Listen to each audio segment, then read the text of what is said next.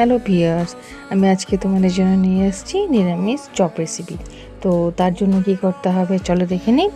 তার জন্য আমি প্রথমে কড়াইতে একটু ধনে, জিরে, শুকনো লঙ্কা, এলাচ, দারচিনি লবঙ্গ ভেজে নিলাম।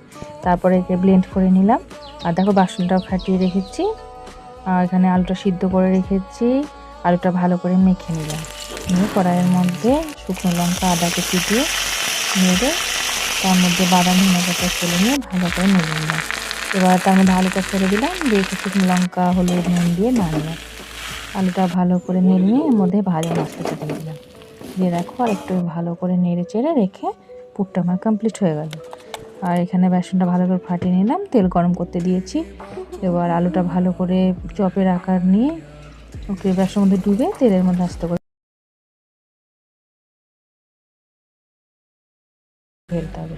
দেখো আমার কি সুন্দর চপটা ফুলছে।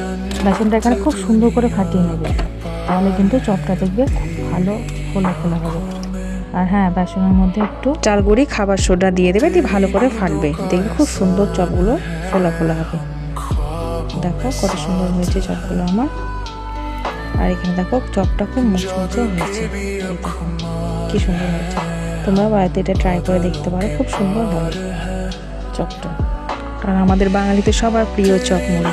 তো তোমরা প্লিজ ট্রাই করো। আর আমার এই চ্যানেলটা সাবস্ক্রাইব করে আমার পাশে থেকো। আমার চ্যানেলটায় বিভিন্ন রকম তোমরা ভিডিও দেখতে পাবে। টাটা।